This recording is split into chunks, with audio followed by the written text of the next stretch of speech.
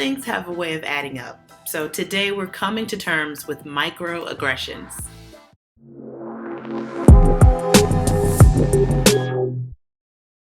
Hi, I'm Joy with Unexpected Virtual Tours and Training. Welcome back to Coming to Terms, where we trace the roots of the words and ideas that make up our world. Be sure to like and subscribe to our channel to keep up with all the latest best practices in DEI training and virtual team building. Today, as we enter into Black History Month, we want to take a moment to explore the term microaggressions. Let's understand the term microaggression. It was first coined by Harvard psychiatrist Chester M. Pierce in the 1970s. These are subtle, verbal, or nonverbal slights that convey negative messages to marginalized groups. In other words, they're the everyday language of oppression. Sometimes seemingly innocent comments or actions can perpetuate stereotypes, reinforce bias, or demean people.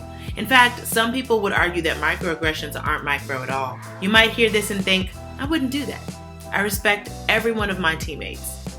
Unfortunately, though, microaggressions often happen without the intention to offend. An example might be as simple as someone declining to attempt to pronounce an unfamiliar name because it sounds foreign, complimenting a Black colleague for looking professional, or assuming that a Hispanic colleague wasn't born in the U.S. These interactions themselves might seem neutral or even positive, but they're based on negative stereotypes or biases. And while someone who commits a microaggression might not even notice when they do so, people from marginalized groups experience these slights on a regular basis, which can add up to a demoralizing pattern.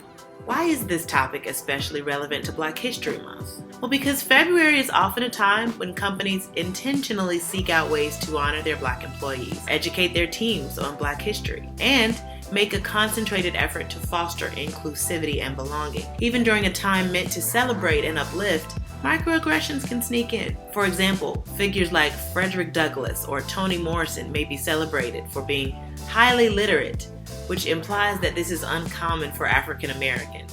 Or non-Black employees who wish to express sympathy may suggest that they know what anti-Black racism is like because they identify with another marginalized group.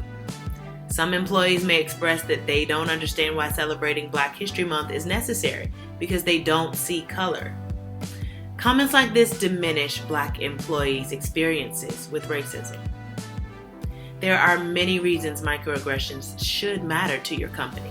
Microaggressions can have significant consequences for the workplace.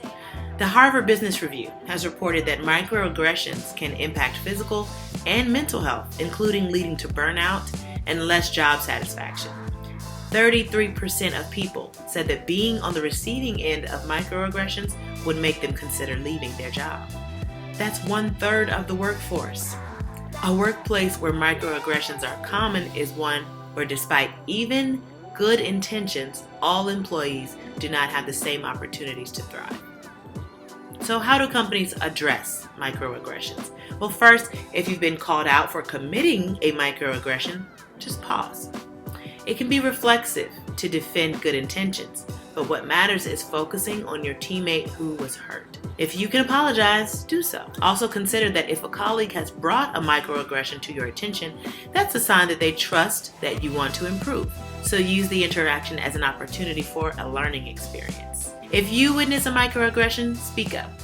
Oftentimes, people of marginalized communities may not feel comfortable speaking up about microaggression because of the misconception that it's insignificant, or they may worry that speaking up may endanger their standing within a company, so allyship is always important. It can help to demonstrate to your colleagues that they have the respect and the support of their teammates. But be sure you don't press the issue if you're not the one on the receiving end of the situation.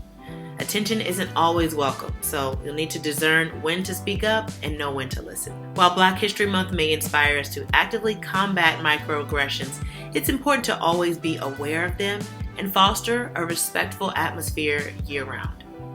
Let Black History Month serve as a starting point for your company to have open conversations about how to foster a healthy and inclusive workplace for all. All right, folks, that's all of our time for this episode of Coming to Terms, but let's keep the conversation going as always. in the comments below. You'll also find there links to more resources in our video's description section. And thanks so much for watching. If you're looking for unexpected ways to expand your company's ability to work together as a team, please reach out to us. We are your experts in radically creative diversity, equity, and inclusion training events for remote and hybrid teams. And we would love to host your team's event any time of year.